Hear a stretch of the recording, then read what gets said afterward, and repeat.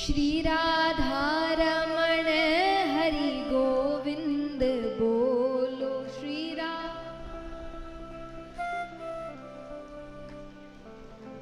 श्री राधा रमण हरि गोविंद बोलो।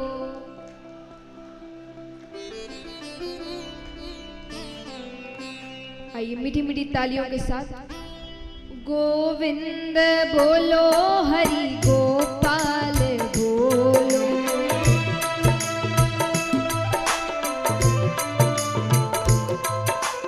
गोविंद बोलो, हरि गोपाल बोलो।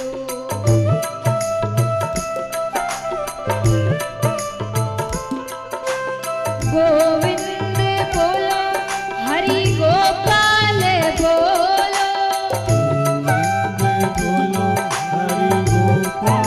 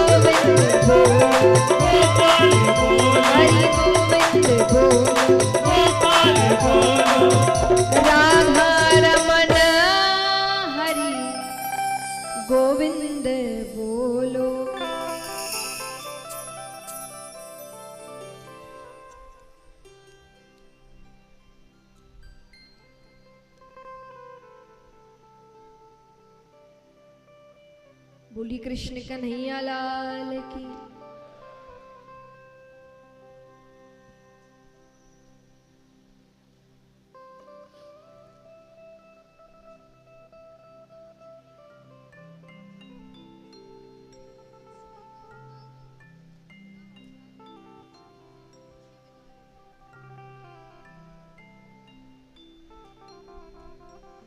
आइए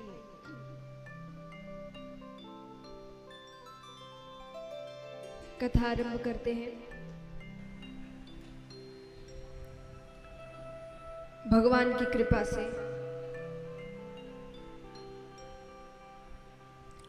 भक्तों के दृढ़ संकल्प से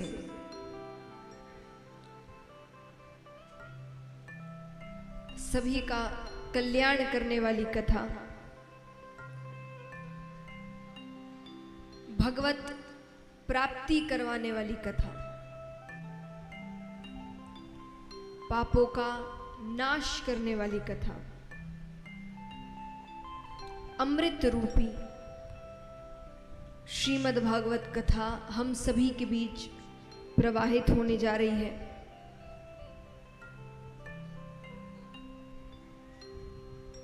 क्योंकि आपने ये कथा कई बार सुनी होगी। कितने हैं यहाँ जो पहले भी ये कथा सुन चुके हैं? हाथ उठाना। आपने कई बार ये कथा सुनी होगी, ज्ञानी जनों के मुख से सुनी होगी। सभी ने अपने ज्ञान के माध्यम से, अपने अनुभवों के आधार पर आपको ये कथा सुनाई होगी। इसीलिए मेरी एक प्रार्थना है आप सभी से, मेरी विनती कहिए, समर्पण का भाव कहिए, क्योंकि मेरी बुद्धि अत्यंत छोटी है और ठाकुर जी का चरित्र अथाह है, बहुत बड़ा है। तो इस छोटे से मुख से भगवान की लीलाओं का वर्णन करना असंभव है। फिर भी छोटी सी कोशिश है, क्योंकि संतों से, महात्माओं से एक बात सुनी है कि अगर भला का संग हो तो सब काम भले ही भले होते हैं।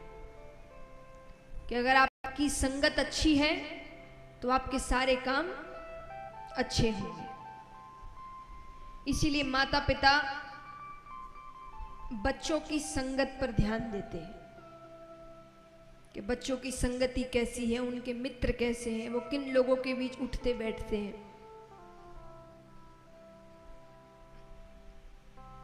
क्योंकि जैसी संगत होती है वैसा स्वभाव होता है,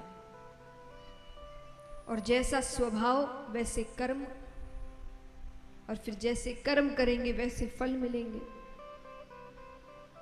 तो हर चीज घूम फिर कर आपकी संगति पर आती है।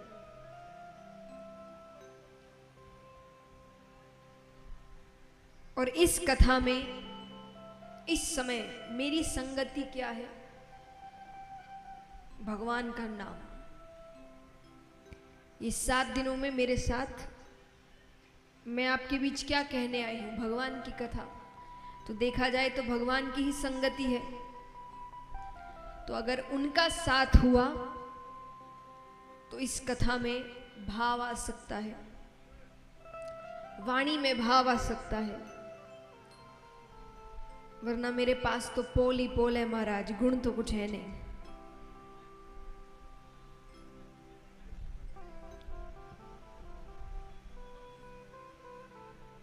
क्योंकि अगर कोई समझे कि बहुत ज्ञानी हो, बहुत अनुभवी हो, तो उम्र को देखते हुए आप समझ सकते हैं अनुभव नाम की तो कोई चीज मेरे पास नहीं है।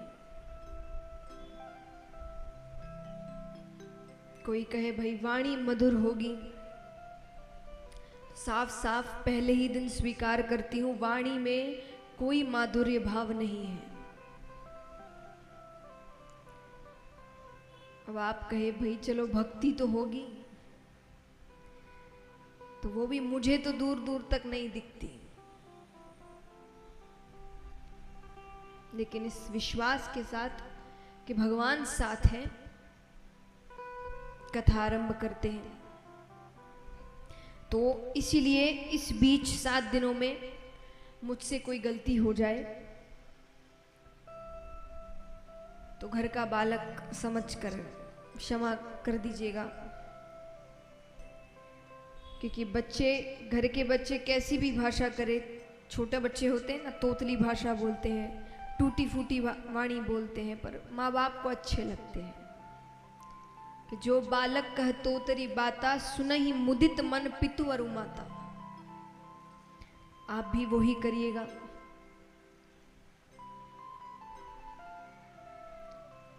आइए,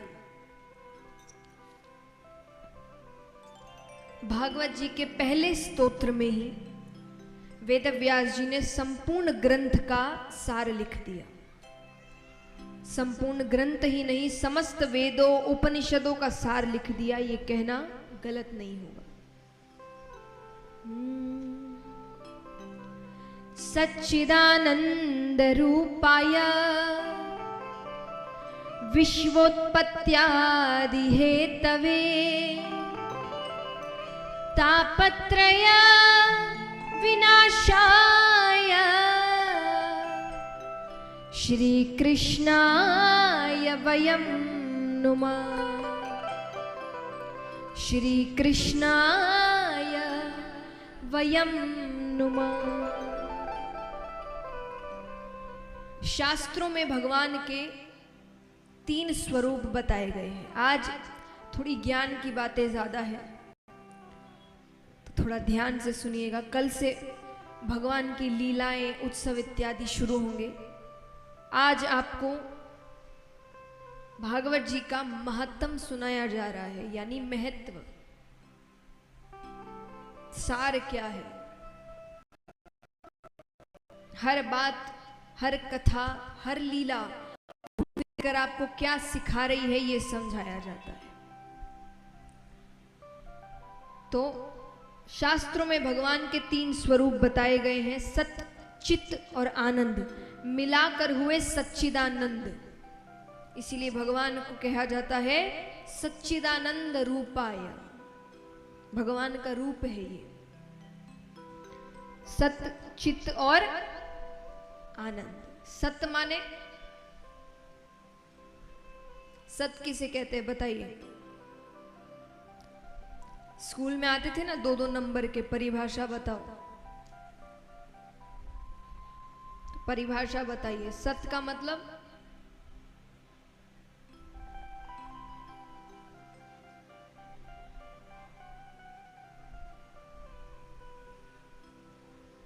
आता है तो बताओ, नहीं आता तो हिलाओ सर के भाई नहीं पता, सब देख रहे हैं बस।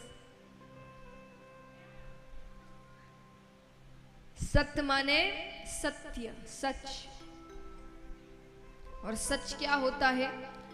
जो कभी बदलता नहीं, जो अडिग रहता है, वो सत्य है।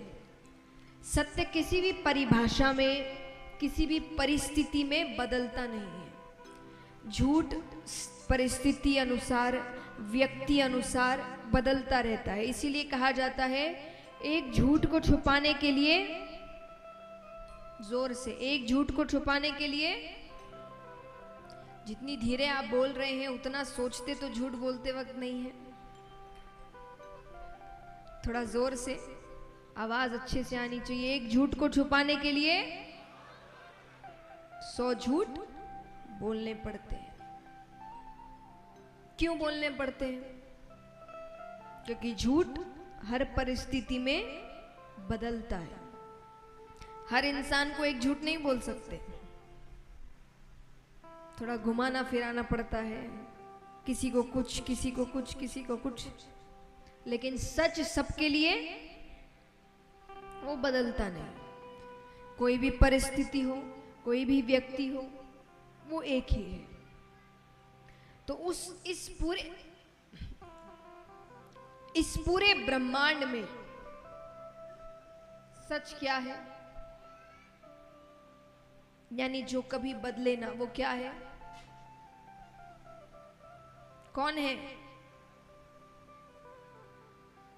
परमात्मा, जो कभी नहीं बदलता। कोई भी परिस्थिति हो, कोई भी युग हो, आप और हम यहां नहीं थे तब भी वे थे, आप और हम यहां हैं तब भी वे हैं, और आप और हम यहां से चले जाएंगे तब भी वे रहेंगे। वो कभी बदलते नहीं। तो सहारा तो उसी का लेना चाहिए ना जो कभी बदले ना। किसी ऐसे का सहारा लेकर क्या फायदा जो बदल जाए। इसीलिए कहते हैं संसार में रहो, परिवार में रहो, लेकिन आश्रय केवल परमात्मा का, क्योंकि वो अकेला है जो कभी आपका साथ छोड़ता नहीं है, क्योंकि वो बदलता नहीं है। हर चीज बदलती है, हम बदलते हैं, और कब बदलते हैं ये पता भी नहीं चलता। यहां कोई भी ऐसा है जो ये बता सके कि इस दिन या इस महीने या इस साल मैंने अपना बचपन छोड़ दिया? कोई बता सकता है? आपने बचपन कब छोड़ा? कोई तारीख है? बचपन तो छूटता चला गया। कब जवानी चली जाएगी, बुढ़ापा आ जाएगा, फिर सोचेंगे क्या किया। हम सब कहते हैं कि भगवान इनकी पूजा पाठ इत्यादि सब बुढ़ापे के लिए छोड़ के रखो, बुढ़ापे में करेंगे। पक्का है बुढ़ापा आएगा? कुछ पक्का है? अगले पल क्या हो जाए किसी को नहीं पता, कब बुलावा आ जाए नहीं पता। बुढ़ापे से पहले बुलावा आ गया, ऊपर जाएंगे, भगवान कहेंगे क्या किया? आप कहोगे कुछ करने ही नहीं दिया। हमने तो सोचा था अच्छे कर्म पूजा पाठ सब बुढ़ापे के लिए छोड़ के रखा है, आपने तो पहले ही बुला लिया। भगवान कहेंगे मैंने कोई अग्रीमेंट थोड़ी साइन करवाया था कि भाई इतनी उम्र तक तो पक्का ही नीचे रखूंगा। नहीं, तुमको समझ होनी चाहिए। जब हर बार समझाया जाता है कि अगले पल क्या हो नहीं पता, तो तुमने इतनी लंबी प्लानिंग कर कैसे ली कि इस उम्र में ये काम करूंगा, वो भी इतना बड़ा जिस पर आपकी मृत्यु टिकी है।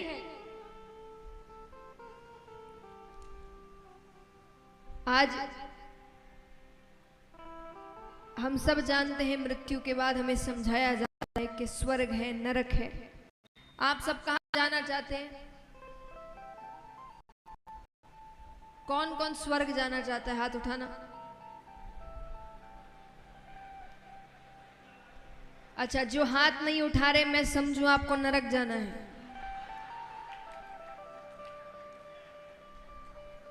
फिर से पूछ, कौन कौन स्वर्ग जाना चाहता है? हाथ उठाना। उसके लिए मरना तो पड़ेगा, है ना? तो स्वर्ग जाना है तो उसके लिए अच्छे कर्म करने पड़ेंगे। ये जितने भी काम करना है ये सब कहां के लिए है? अच्छे कर्म करते कहां के लिए? क्योंकि अच्छे कर्म तो ऊपर ही काम आएंगे, पैसे तो यहां छोड़ के चले जाता है इंसान, ऊपर तो कर्म ही लेकर जाता है। तो वही छोड़ दोगे ये सोच करके भविष्य में करेंगे, वो भविष्य आए ना आए। तो भगवान कहते जीवन की इतनी महत्वपूर्ण चीज तुमने भविष्य के लिए छोड़ दी, जिसका तुम्हें अता पता नहीं है कि भविष्य में क्या होगा क्या नहीं होगा। किसी को थोड़ी पता है भविष्य में क्या होगा, कुछ नहीं पता। तो भगवान कहेंगे जिसके बारे में पता नहीं उसके ऊपर इतना बड़ा काम छोड़ दिया। इसीलिए अच्छे कर्म उम्र पर मत छोड़िए। अच्छे कर्म जब समय मिलता है तब करिए। तो सहारा केवल सत्य का, और सत्य यानी भगवान का लेना। आनंद, आनंद क्या है? हम बाहर आनंद खोजने की कोशिश करते हैं, यहाँ चले जाएंगे तो आनंद आ जाएगा, वहाँ चले जाएंगे तो आनंद आ जाएगा, ये देख लेंगे तो आनंद आ जाएगा, ऐसा कर लेंगे तो आनंद आ जाएगा। पर वो आनंद केवल कुछ समय के होते हैं। ऐसा क्यों है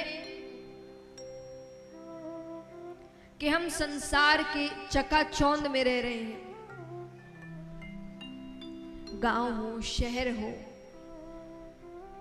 सब कुछ जीवन का सारा आनंद उठा रहे हैं, उसके बाद भी हम खुश नहीं हैं। हर कुछ समय में हमें खुशी का एक कारण चाहिए। बड़ी जल्दी बोर हो जाते हैं। और ऐसा क्यों है कि जंगलों में, पहाड़ों में तप करने वाले ऋषिगण बिना सांसारिक चीजों के भी खुश हैं।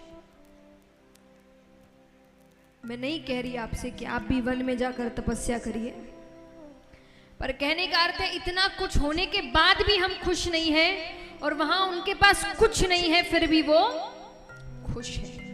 क्यों? क्योंकि उन्होंने अपने अंदर के आनंद को पहचान लिया। आपके अंदर सब आनंद है। आनंद माने जिसने भगवान को समझ लिया, उसने परम आनंद को समझ लिया। अब उसको खुश रहने के लिए किसी की जरूरत नहीं है। वो अकेला ही खुश है, क्योंकि असल में वो अकेला अब है ही नहीं। वो हर वक्त उस परम आनंद को महसूस करता है।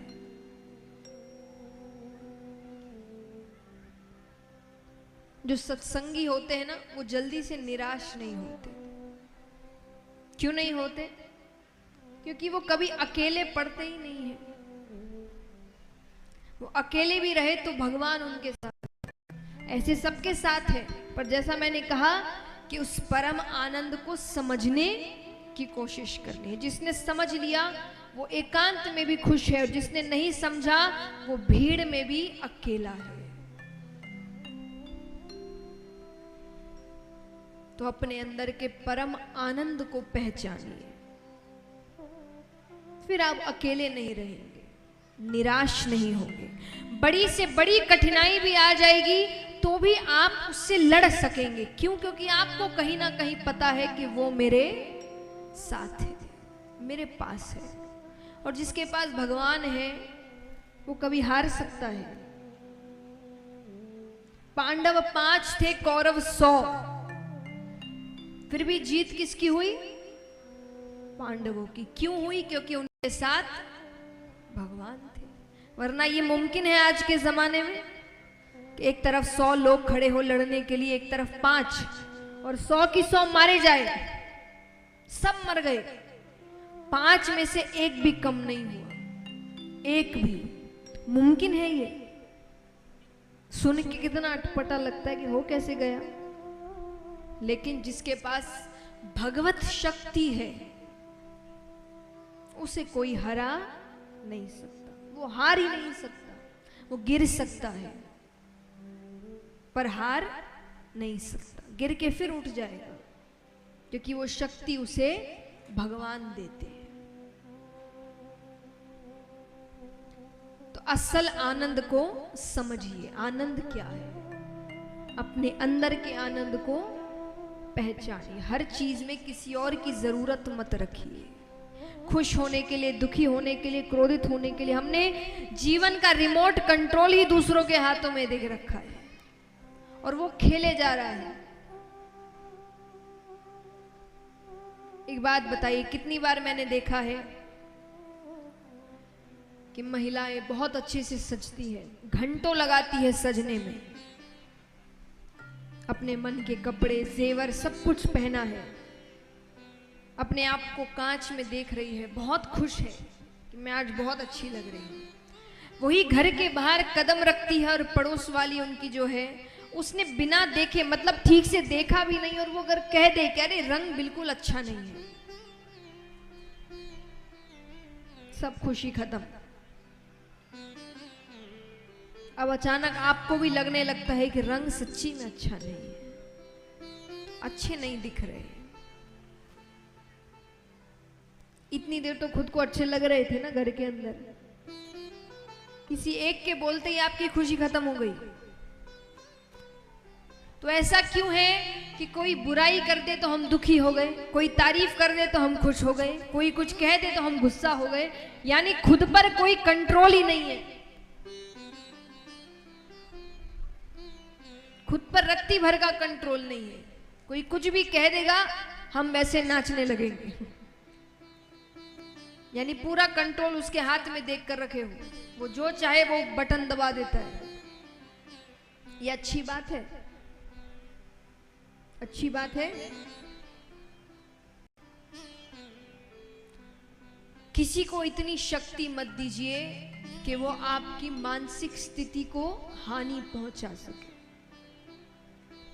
इस शरीर को भगवान ने बनाया है, इस बुद्धि को भगवान ने बनाया है, इतनी शक्ति आपको दी है कि आप खुद सोच सके, समझ सके, अपने कर्म कर सके। लेकिन हम ये पूरी शक्ति किसी और को देकर रखे।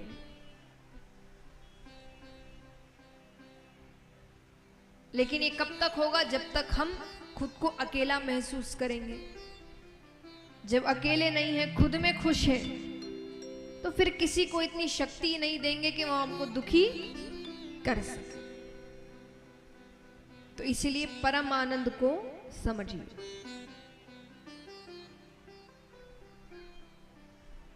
तापत्रय विनाशाय श्री कृष्णाय वयम नुमः। 3 तरह के ताप होते हैं, दैहिक, दैविक और एवं भौतिक। इन तीनों तरह के तापों से भगवान हमें मुक्त करते हैं। मुक्त कैसे करें? भगवान को कैसे अपनी ओर आकर्षित करें? कहते हैं भगवान सर्वशक्तिमान है, लेकिन उनकी भी एक कमजोरी है। कैसी कमजोरी? भगवान भक्त को रोते हुए नहीं देख सकते। एक बार भक्त ने रोकर पुकारा कि वो उसके सारे पाप भूल जाते हैं। लेकिन असली रोना मगरमच्छ के आंसू नहीं कि हर पाप किया रोने लग गए, पाप किया रोने लग गए। तो भगवान कहेंगे तो उसने खेल समझ लिया। इसीलिए असली आंसू जब आप सच में अपनी गलती मानते हैं और उस गलती को दोहराते नहीं। तो भगवान कहते हैं एक बार मेरे सामने आ जाए, रोकर मुझे पुकार ले, मैं उसी वक्त उसके जन्मों जन्मों के पाप वहीं नष्ट कर देता। इस प्रकार भगवान हमें इन 3 तरह के तापों से मुक्त करते हैं। आइए अब चलते हैं शुकदेव जी की कथा की ओर। देखिए, श्रीमद् भागवत में कोई भी एक कथा नहीं चलती, कई कहानियां हैं, कई कथाएं हैं। तो ताकि आप सबको हर कथा याद रहे, तो उसके लिए मैं एक चीज करती हूं हर कथा में कि आप सभी ध्यान से कथाएं सुने, घर जाकर उनका चिंतन करें, क्योंकि दूसरे दिन जब आप वापस आएंगे तो कथा आरंभ करने से पहले आपसे पूछा जाएगा कि पहले दिन कौन कौन सी कथा हुई। और जब तक आप सभी कथाओं के बारे में नहीं बताते, उस दिन की कथा आरंभ नहीं होगी।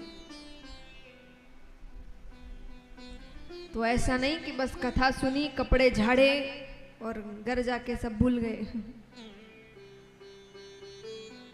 सब कुछ याद रखना है और दूसरे दिन वो सारी कथाएं सुनानी है। तो अभी हमने सुना श्रीमद् भागवत का महात्म्य। अब हम सुनने जा रहे हैं श्री शुकदेव जी के अवतार की कथा।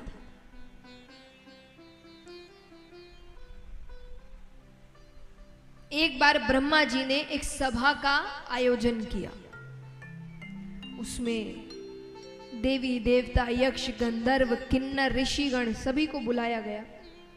उस सभा में प्रश्न उठा कि इस 3 लोक 14 भुवन में सबसे महत्वपूर्ण वस्तु क्या है, सबसे कीमती वस्तु क्या है। सबने अपना अपना मत दिया। कोई कहे कि हीरा, कोई कहे सोना, कोई कहे चांदी। वहां ऋषिगण बैठे थे, उन्होंने कहा ये सारी वस्तुएं तो बहुतों के पास मिलेगी, सोने की वस्तु तो यहाँ कईयों के पास होगी, है कि नहीं? कितनों के पास है, हाथ उठाना।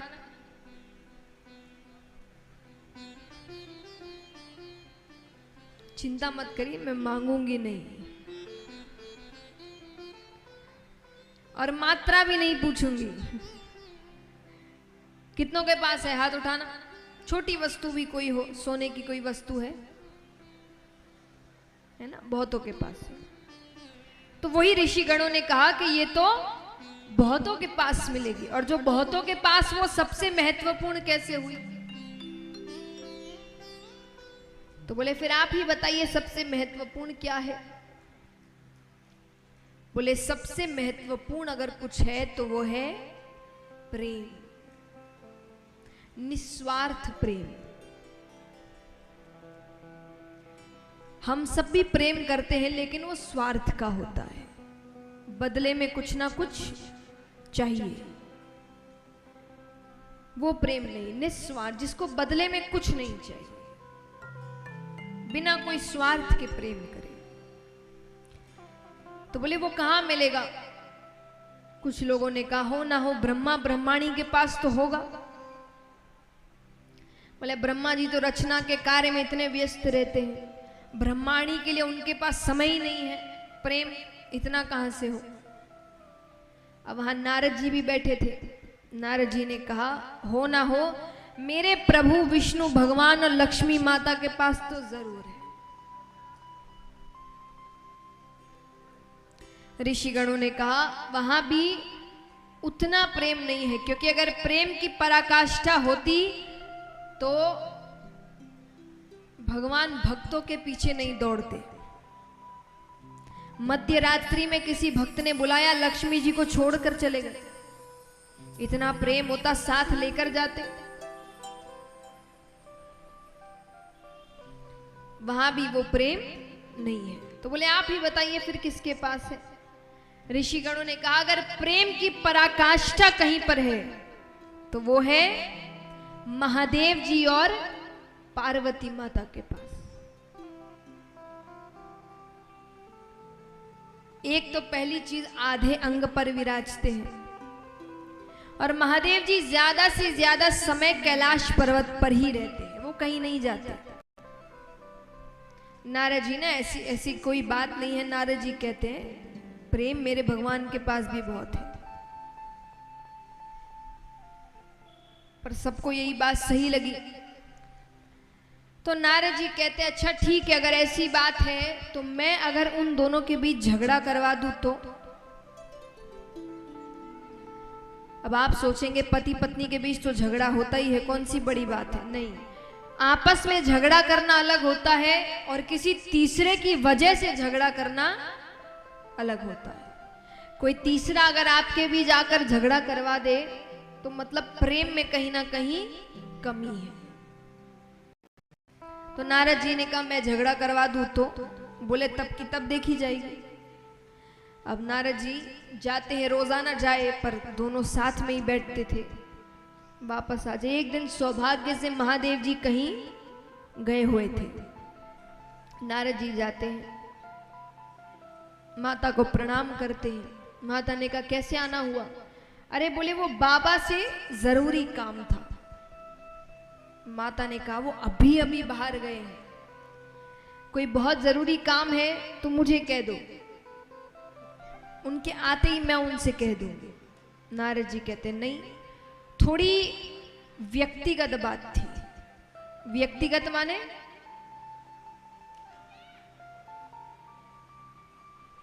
व्यक्तिगत माने पर्सनल, हर किसी को नहीं बता सकता। माता ने कहा आपके बाबा और मेरे बीच कोई भी व्यक्तिगत बातें नहीं रहती, वो सब कुछ मुझे बताते हैं। नारद जी ने कहा मैं नहीं मानता, पुरुष कोई ना कोई बात तो स्त्री से छुपाता ही है, कोई भी हो, साधारण पुरुष हो कि खुद भगवान। माता ने कहा ऐसी कोई बात नहीं है। बोले ये सच है। अब यहां जितने भी शादीशुदा पुरुष हैं, घर जाके सबकी क्लास लगने वाली है। ऐसा क्या है जो आज तक मुझे नहीं बताया? माता ने कहा ऐसा कुछ नहीं है। नारद जी ने कहा अगर ऐसा कुछ नहीं है तो आपने अमर कथा सुनी है? माता ने कहा ये कौन सी कथा है रे? बोले बहुत गोपनीय कथा है, बाबा हर किसी को नहीं सुनाते, जिससे सबसे ज्यादा प्रेम करते हैं उसे ही सुनाते। माता ने कहा इसका मतलब मुझसे प्रेम ही नहीं करते?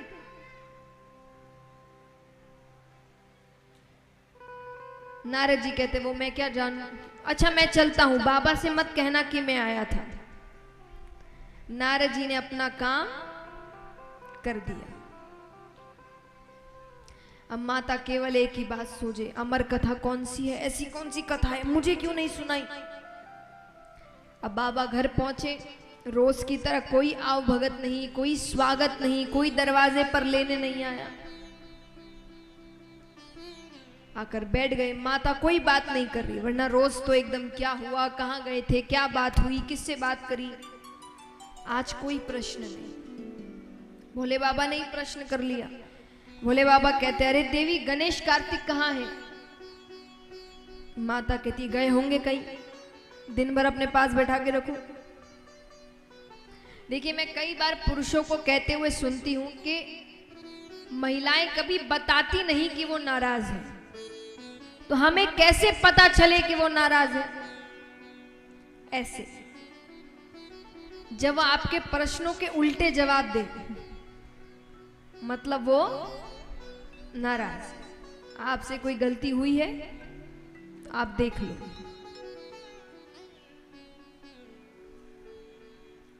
तो उन्होंने कहा कि बच्चे कहाँ हैं? माता कहती गए होंगे कहीं, दिन भर अपने पास बैठा के रखो। बाबा ने कहा मैंने ऐसे तो नहीं कहा।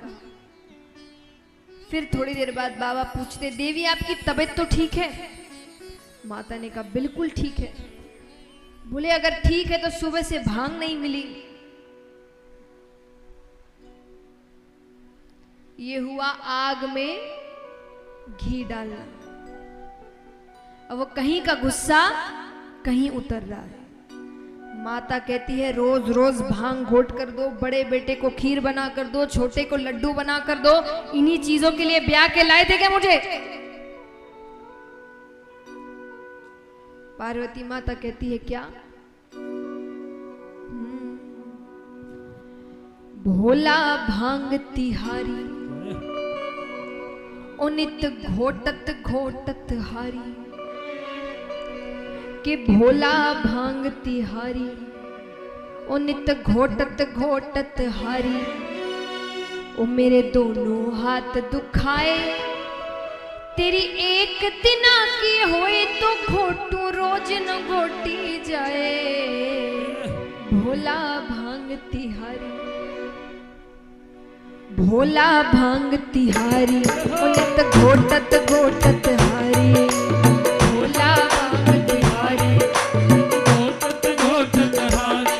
तो मेरे दोनों हाथ दुखाए, तेरी एक दिना की होए तो घोटू रोज न घोटी जाए। भोला भांग तिहारी नित घोटत घोटत हारी। भोला भांग तिहारी नित घोटत घोटत। और मीठी मीठी तालियां एक साथ।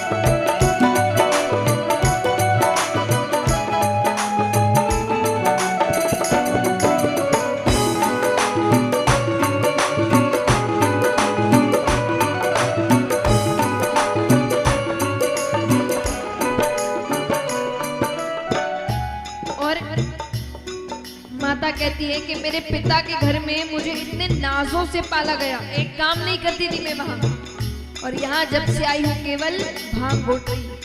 माता कहती है नाजुक तन को नाज से पाला, कैसे सहूं कसाले।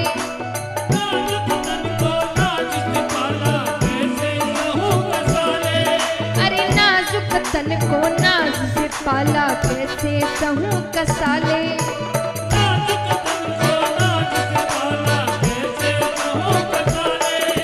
भांग तुम्हारी घोटत घोटत हाथ में पड़ गए छाले।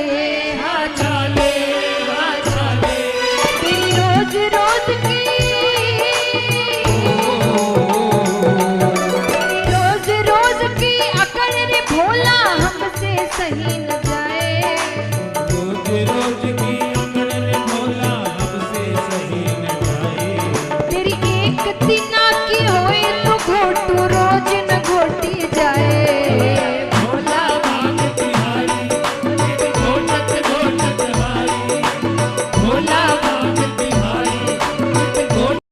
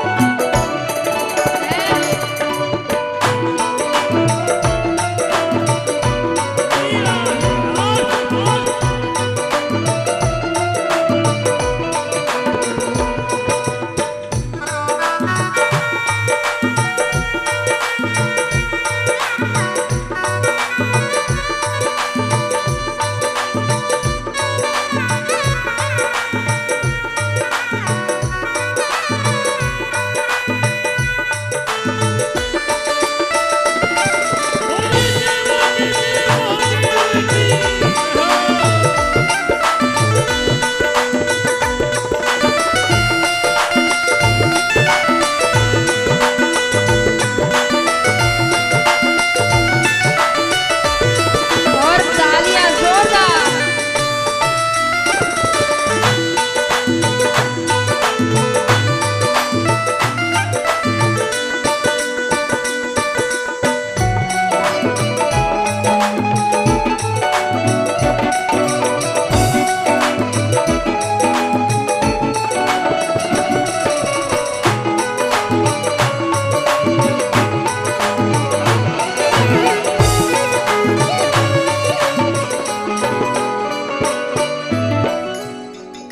अब देखिए यहाँ कई पति पत्नी बैठे हैं। अब कहते हैं ना पति पत्नी है तो झगड़े तो होते ही हैं, झगड़े तो होते हैं। तो ये प्रश्न सब पुरुषों से है कि कभी कभी झगड़ा ज्यादा बढ़ जाता है। तो झगड़ा जब ज्यादा बढ़ जाता है तो महिलाओं की आखिरी धमकी क्या होती है?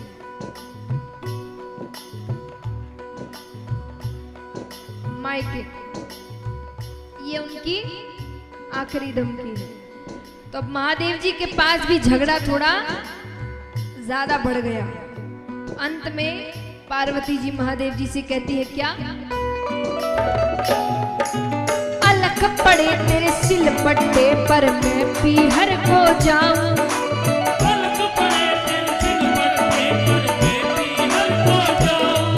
अरे अलख पड़े तेरे सिलबट्टे पर मैं पीहर को जाऊं।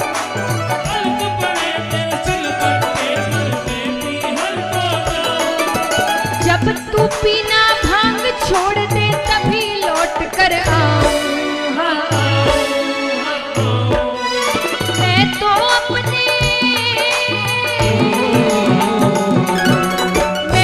अपने चली मायके तभी समझ में आए।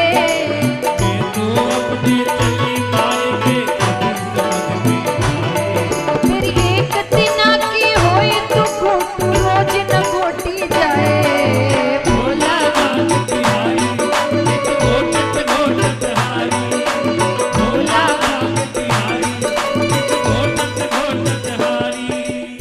अब भोले बाबा जवाब देते हैं।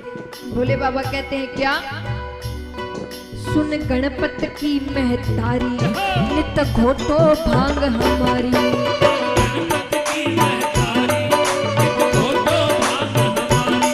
बिन भांग रहा न जाए गौरा, तुझको छोड़ दूं लेकिन भांग न छोड़ी जाए।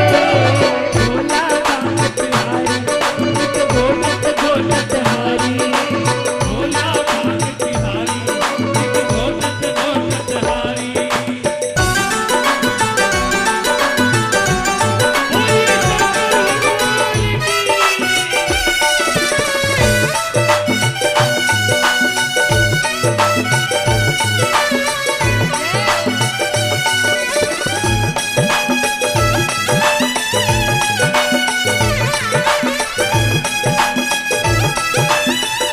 और ये तालियां जोरदार।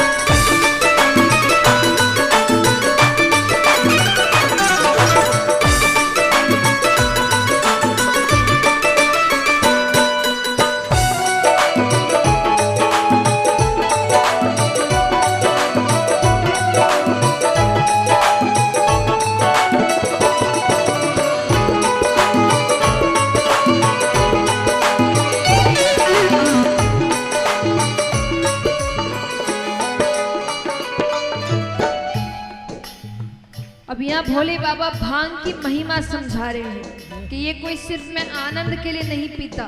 भांग की महिमा क्या है? भोले बाबा कहते हैं, भंग नहीं भगवती है ये शिव घट में बसने वाली। भंग नहीं भगवती है ये शिव घट में बसने वाली। अरे भंग नहीं भगवती है ये शिव घट में बसने वाली। भंग नहीं भगवती है ये शिव घट में बसने वाली। दुष्ट कलन का वध करने को बनी है ये महाकाली। महाकाली, इसको पीकर, इसको पीकर ऋषि मुनि भी शिव का ध्यान लगाए। इसको पीकर ऋषि मुनि भी शिव का ध्यान लगाए। तेरी एक तिना की होए तो घोटू रोज न घोटी जाए। भोला भांग तिहारी, नित घोटत घोटत हारी। भोला भांग तिहारी, नित घोटत और ये तालियां एक साथ।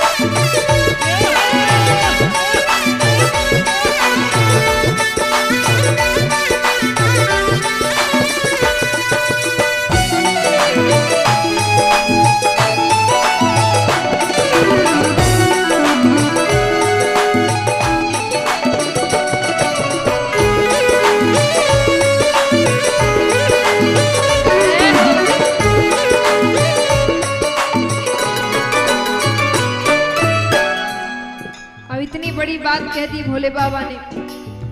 पार्वती माता क्या जवाब देती है?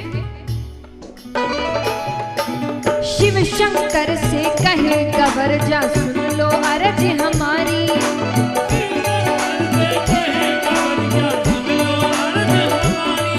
अरे शिव शंकर से कहे गवर जा सुन लो अर्ज हमारी।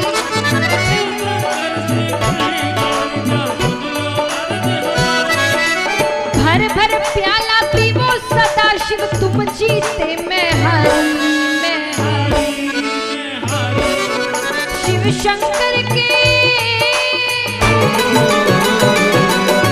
शिव शंकर के भंग की महिमा सबको गा के सुनाए।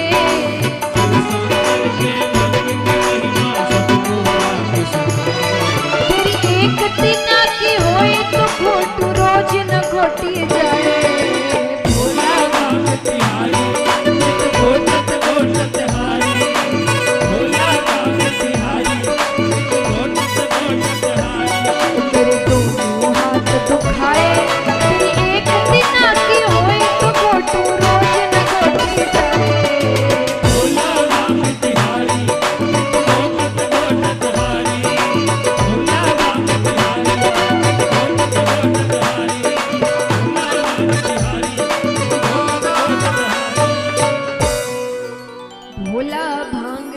भारी। अब भोले बाबा यहाँ पूछते हैं, देवी क्या बात है, आप नाराज लग रही हैं।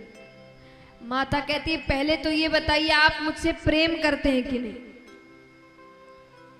भोले बाबा कहते हैं, कोई पूछने की बात है, बहुत प्रेम करते हैं, सबसे ज्यादा प्रेम ही हम आपसे करते हैं। तो माता ने कहा, फिर ये अमर कथा क्या है। भोले बाबा कहते, ये किसने बता दिया। नेत्र बंद करते हैं, सारा दृश्य सामने आता है। भोले बाबा कहते, ब्राह्मण देवता आते अपना कुछ ना कुछ काम करके जाते हैं। भोले बाबा कहते हैं, नहीं सुनाई तो अब सुना देंगे। माता कहती, अब तो सुनानी ही पड़ेगी, अभी तक क्यों नहीं सुनाई।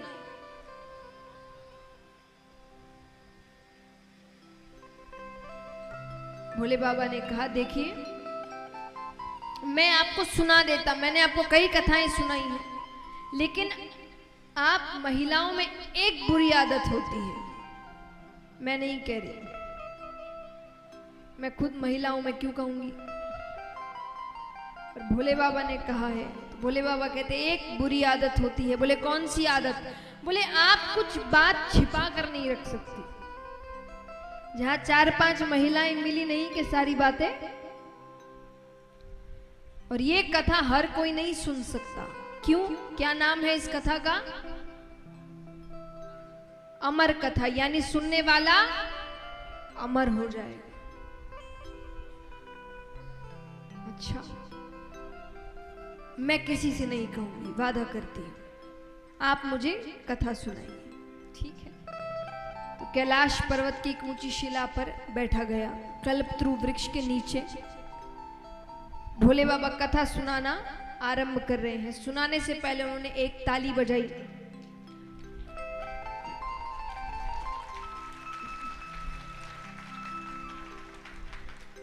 एक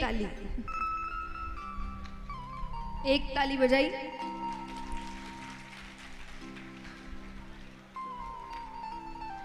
तो जितने भी जीव जंतु थे वो सब कैलाश पर्वत छोड़कर जाने लगे। ताली का यही महत्व है। ताली आपको भगवान से जोड़ती है, और भगवान से जुड़ने के बीच जो भी जीव जंतु आपके बीच में आते हैं ना, उन सबको आपसे दूर करती है। सबसे पहली तो सांसारिक चीजें, अहंकार, आलस्य। देखिए, अहंकार आपको ताली बजाने, कई बार हम देखते हैं कई बड़े बड़े लोग चीफ गेस्ट बन के आते हैं ना, कोई बहुत धनपति या तंत्री मंत्री आते हैं, जल्दी से ताली नहीं बजाते, शांत बैठे। इसी आदमी को अपने घर पर अपने पोता पोती के सामने उनको हंसाने के लिए ताली बजाने में शर्म नहीं आती, लेकिन कीर्तन या कथा में आकर ताली बजाने में बहुत शर्म आती है। और कोई ज्यादा ही अगर फोर्स कर दे ताली बजाने को, तो इनका एक अपना अलग तरीका होता है ताली बजाने का।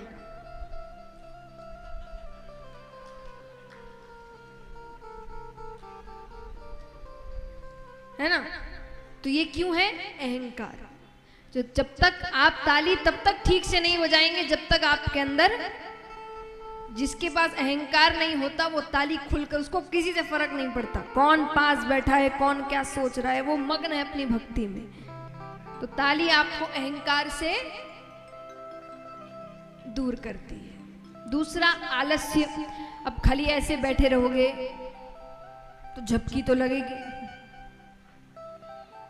तो बीच बीच में इसलिए भी तो भजन गाए जाते हैं कि भजन में आप तालियां इतनी जोश से बजाए कि वो कुछ देर तक आपके अंदर एक ऊर्जा लेकर आए। तो इसीलिए ताली बजाना चाहिए। और तीसरी चीज, कई बार हमारे आसपास ऐसे जीव जंतु बैठ जाते हैं जो खुद तो कथा सुनते नहीं, दूसरे को भी सुनने नहीं देते। हर थोड़ी देर में सुपारी, सौंफ खाएंगे, पानी, कहाँ रहते हैं, कहाँ से आए हैं, तो वो खुद भी नहीं सुनेंगे, आपको भी। अब ये कब होगा? जब आप शांत बैठे रहेंगे, जब आप ताली बजाने में मग्न हैं, तो वो आपको परेशान नहीं करेगा, किसी और को परेशान करेगा। इसीलिए ताली बजाना जरूरी है। ताली आपको भगवान के और करीब लेकर आते हैं। तो ताली बजाते ही जितने जीव जंतु थे सब कैलाश पर्वत छोड़कर चले गए। दूसरी ताली बजाते हैं,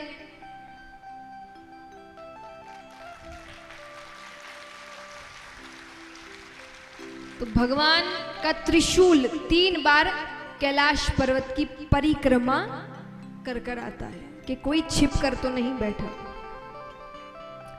तीसरी ताली बजाते हैं तो सुगंधित हवाएं बहने लगती है, भक्ति में वातावरण हो जाता है। अब भगवान यहां पर कहते हैं कि देखिए, इस कथा में निद्रा रानी भक्त की परीक्षा लेने आती है। निद्रा रानी यानी नींद। आप ध्यान से सुनिएगा, थोड़ा भी ध्यान इधर उधर हुआ तो फिर भी महादेव जी ने कहा सुरक्षा के लिए एक काम करिए,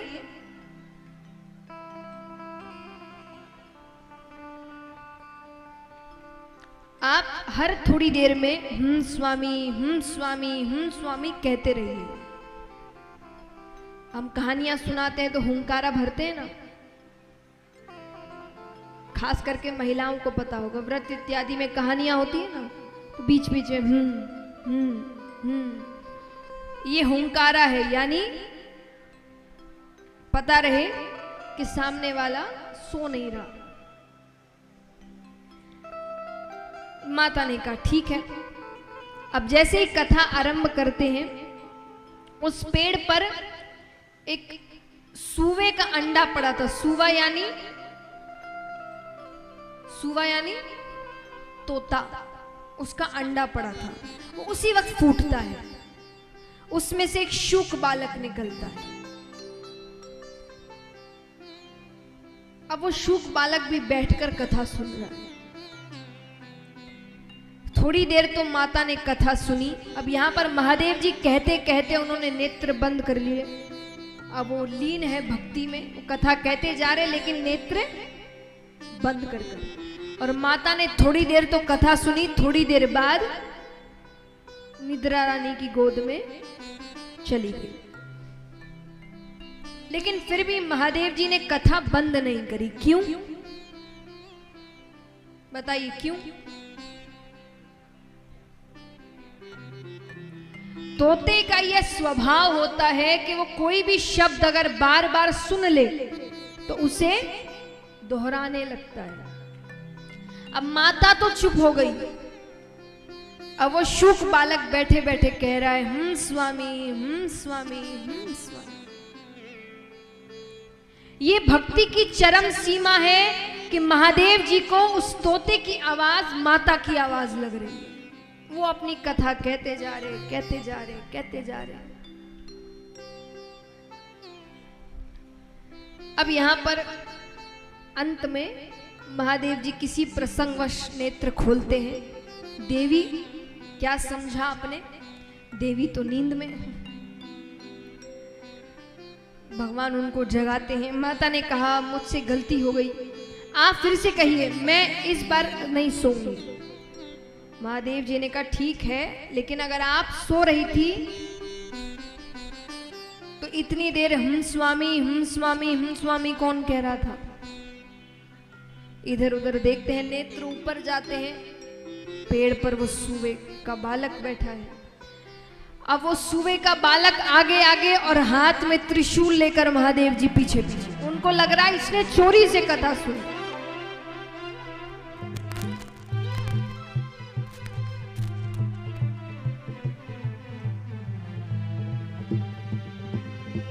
तो 3 लोग 14 भुवन घूम लेते हैं, कोई सहायता नहीं करता। कौन करे, कौन महादेव जी से बैर लेवे? कहते हैं ना कि दैत्यों से संकट आए तो देवताओं के पास जाओ, पर जब देवताओं से ही संकट हो तो किसके पास जाए? किसके पास जाए बताइए? जब देवताओं से संकट आ जाए तो किसके पास जाए? ब्राह्मण देवता के पास। किसके पास? ब्राह्मण देवता, ब्राह्मण नहीं। ब्राह्मण कुल में जन्म लेने से ब्राह्मण नहीं बन जाते। ये भगवान ने 3 जात नहीं बनाई थी, 3 वर्ण बनाए थे कर्म के अनुसार। ब्राह्मणों का काम क्या था? शिक्षा देना। वो गुरु के रूप में थे। उस समय गुरुकुल में केवल ब्राह्मण रहते थे। यानी आपको जीवन में शिक्षा देने का काम कौन करता था? इसीलिए उनको इतनी ऊंची पदवी दी गई थी, ऊंचा स्थान दिया गया था। क्योंकि सबसे ऊपर कौन है? आपके गुरु, जो आपको ज्ञान देते हैं, जो आपको जीवन में कुछ लायक बनाते हैं, कुछ करने लायक बनाते, अपने पैरों पर खड़ा करते, वो सबसे बड़े होते हैं, है ना? इसीलिए ब्राह्मण सबसे ऊपर माने गए। क्यों? क्योंकि वो आपको ज्ञान देते थे। क्षत्रिय क्या करते थे? रक्षा करते थे। यानी जितना भी युद्ध इत्यादि का काम होता था, राजा बनने का काम, युद्ध करने का काम, ये सब क्षत्रिय करते थे। वैश्यों का काम व्यापार करना था, शूद्र सेवा करते थे। ये कर्म अनुसार भगवान ने दिए थे। कोई ऐसा नहीं है कि जो जिसमें पैदा हो गया वो उतनी ऊंची पद नहीं। वैसे कर्म करोगे तो वो नाम दिए जाएंगे। सिर्फ ब्राह्मण जन्म लेने से कोई ब्राह्मण बन नहीं जाता। जैसे काम करते हैं वैसा वर्ण कहा जाता है। तो ब्राह्मण देवताओं से जब संकट आए तो ब्राह्मण देवता के पास जाना। तो यहाँ पर शुकदेव जी, वो छोटा बालक कोई और नहीं, शुकदेव जी है, वो शुक बालक, वो वेदव्यास जी के घर में आते हैं पृथ्वी पर। और वेदव्यास जी की धर्म पत्नी के मुख से वो उबासी लेती है, मुख के द्वार से गर्भ के अंदर प्रवेश कर जाते हैं। अब यहां पर महादेव जी आए, हाथ में त्रिशूल लेकर, नेत्र लाल। वेदव्यास जी ने महादेव जी को देखा, प्रणाम किया। आप पहली बार तो दर्शन देने आए, फिर वो भी इस रूप में, मुझसे कोई गलती हो गई? महादेव जी कहते नहीं, एक चोर मेरे यहां से चोरी कर कर यहां पहुंचा है। चोरी आपके यहां चुराने को है ही क्या? महादेव जी ने कहा, क्या कहा? अरे नहीं नहीं, मेरा मतलब आप कहां इतना धन दौलत लेकर बैठते हैं, और अगर भांग धतूरा इत्यादि चुराया हो उसके लिए इतना क्रोध? बोले नहीं, उसने मेरी अमर कथा चोरी से सुनी है, अब मैं उसे मृत्यु दंड देकर के रहूं। वेदव्यास जी कहते सही नाम है आपका भोले भंडारी। क्यों? अरे बोले अगर उसने अमर कथा सुन ली तो वो तो अमर हो गया, आप उसे मार ही नहीं सकते। मान लीजिए आपने उसे मार दिया, आप सर्वशक्तिमान है, महाकाल है, तो आपकी अमर कथा झूठी हो गई। इसीलिए कहते क्रोध नहीं करना चाहिए। क्रोध में सोचने समझने की शक्ति चली जाती है। भगवान की चली गई, हम और आप तो क्या क्या कर बैठे। लेकिन क्रोध आ ही जाता है,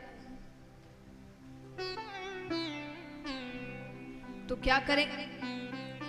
तो जब भी क्रोध आए एक काम करना, राधे नाम का उच्चारण करना। क्या करना?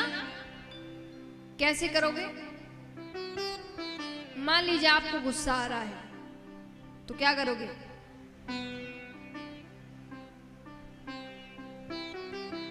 राधे राधे राधे राधे राधे राधे राधे, जब तक क्रोध चला नहीं जाए तब तक करते रहो। करके दिखाओ। अरे शर्म कैसी, करके दिखाइए और जोर से। राधे राधे राधे राधे राधे। कैसे चेहरे पर मुस्कुराहट आ गई सबके। इससे 2 काम होंगे। हमको गुस्सा कब आता है? जब कोई सामने हमारे ऐसी बातें कर रहा है जो हमें अच्छी नहीं लग रही। तो अगर राधे नाम का उच्चारण करोगे तो क्या होगा? पहली चीज तो आपका गुस्सा शांत हो जाएगा। दूसरा जो आपको क्रोध दिला रहा है उसको क्रोध आ जाए, क्योंकि वो तो चिल्ला रहा है, आपसे अपशब्द कह रहा है, और आप यहां सामने क्या कर रहे हैं? राधे राधे राधे राधे राधे राधे राधे राधे राधे। मन ही मन नहीं कहना है, जोर जोर से कहना है ना?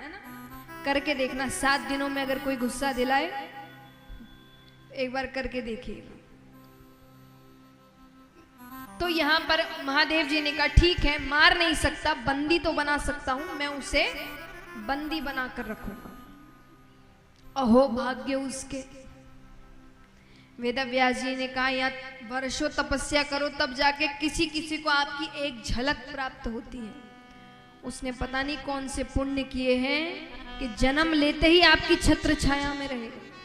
ठीक है, महादेव जी ने कहा मैं 1 वर्ष की समाधि लेकर बैठता हूं, फिर 1 वर्ष बाद उस बच्चे को लेकर मैं चला जाऊंगा। ठीक है, अब वो सारी बातें शुक बालक गर्भ के अंदर सुन रहा है। शुक बालक कहे समाधि ली भी तो इतनी कंजूसी से, 1 वर्ष की, 16 वर्ष की समाधि तो मैं गर्भ के अंदर लेकर बैठता हूं, और शुक बालक ने गर्भ के अंदर 16 वर्षों की समाधि ली। 1 वर्ष बाद महादेव जी उठते हैं, लाइए बालक।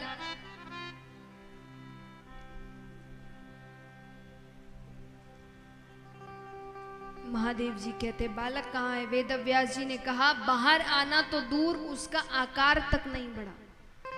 मेरी पत्नी को बहुत तकलीफ हो रही है, क्या पता आपके डर से वो बाहर नहीं आ रहा है, आप उसे क्षमा कर दीजिए। ठीक है, महादेव जी क्षमा कर कर चले गए, लेकिन वो बालक बाहर नहीं आया। 15.5 वर्षों तक वो गर्भ के अंदर रहता है। अब यहां पर विष्णु भगवान नीचे आते हैं, गर्भ के बाहर से बातें कर रहे हैं। भगवान ने कहा ये दुनिया बहुत सुंदर है, बाहर आओ तो सही। शुक बालक ने कहा इसीलिए तो नहीं आना, ये दुनिया इतनी सुंदर है, यहां आकर लोग आपको भूल जाते हैं, आपको मानने से इनकार कर देते हैं। भगवान ने कहा पर तुम अंदर नहीं रह सकते। ठीक है, तो एक काम करिए, अपनी मोह माया रोक दीजिए। भगवान कहते वो तो नहीं रुक सकती, तो बोले मैं अंदर ही ठीक हूं। ठीक है, भगवान ने कहा 1 क्षण में जितना समय होता है, सिर्फ 1 क्षण, उसका जो 100वां हिस्सा होगा उतने देर के लिए मैं अपनी मोह माया रोक दूंगा। ठीक है, पर जब मैं कहूं तभी रोकिएगा। भगवान कहते ठीक है। उसने अंदर पूरी तैयारी कर ली बाहर निकलने की। जैसे ही भगवान ने अपनी मोह माया रोकी, गर्भ के अंदर से साक्षात श्री सुखदेव मुनि महाराज प्रकट होते हैं। बोलिए श्री सुखदेव मुनि महाराज की।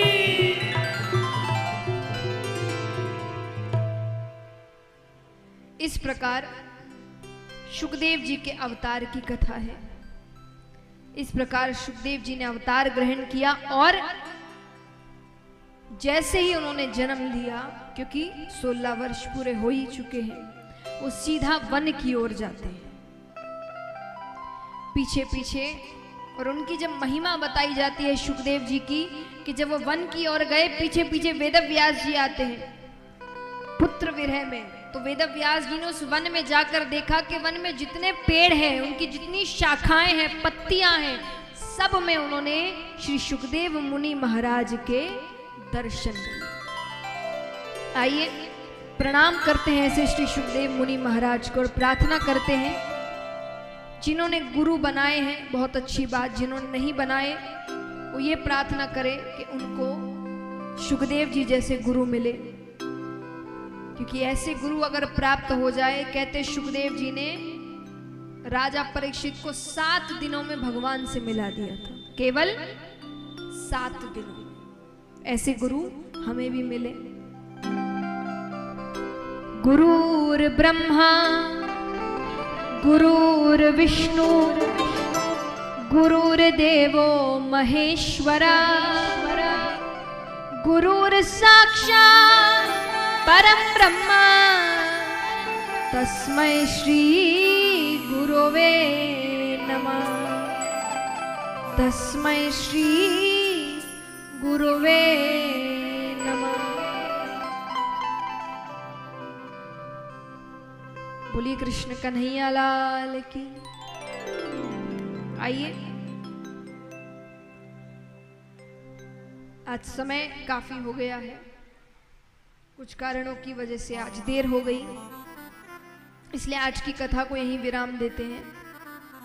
कल की कथा समय पर ही शुरू होगी,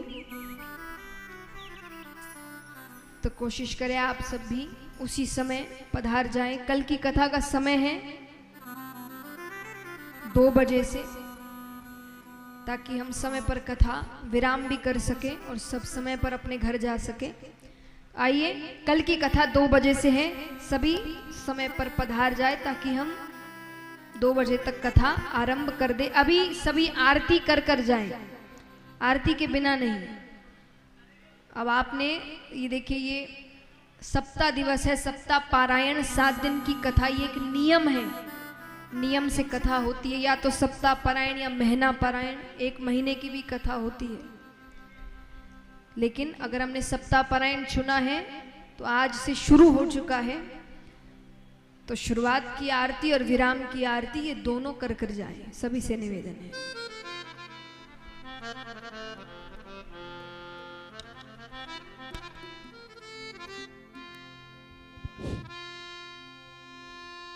श्रीमद् भागवत कथा के मुख्य यजमान आदरणीय श्री राम प्रकाश तिवारी जी,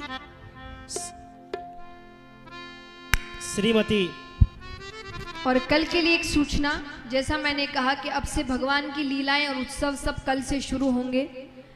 हर दिन एक उत्सव है विराम के समय में, तो कल का उत्सव है शिव पार्वती विवाह। खूब अच्छे से तैयार होकर आइए, कुर्ते पजामे पहन कर आइए, सज धज कर आइए। जैसे हमारे आपके घर के विवाह होते हैं, ये भगवान के घर का विवाह है जिसमें हम सम्मिलित हो रहे हैं। तो कल महादेव जी का विवाह होगा, उसके हम दर्शन करेंगे, तो खूब अच्छे से तैयार होकर आइए। मुख्य यजमान जी श्रीमद् भागवत कथा भगवान की आरती करने जा रहे हैं, और हम सभी के बीच उपस्थित माननीय सुरेश मंत्री जी का जो है अपने कर कमलों से भगवान भागवत जी की भी आरती करें।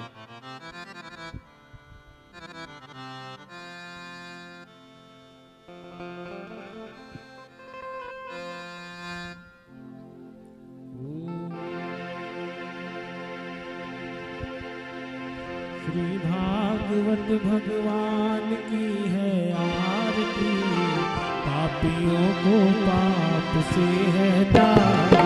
श्री भागवत भगवान की है आरती, पापियों को पाप से है तारी। ये अमर ग्रंथ, ये मुक्ति पंथ, ये पंचम वेद निराला, नव ज्योति जगाने वाला।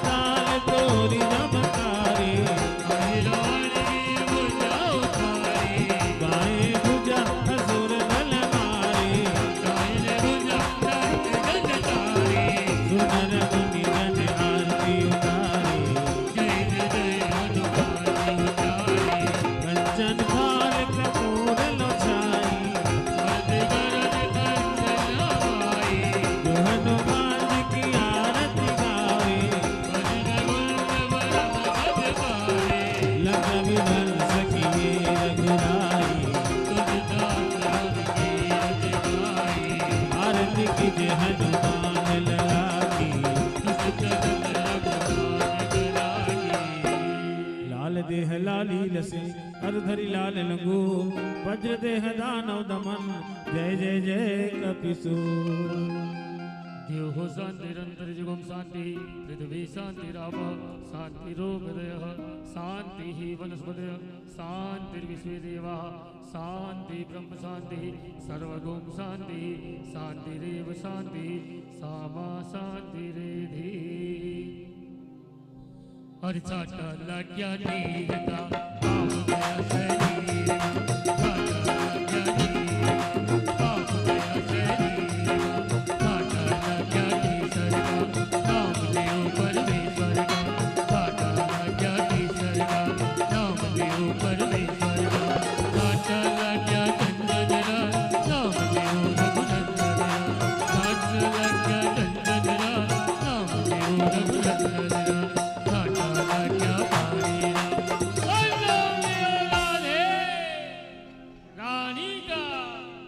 हरि ओम जगेन जगमय जंत देवा स्थानि धर्माणि प्रथमान्य संहेहनाकं महिमानः सचंद्र यत्र पूर्वी साध्याः शांति देवा।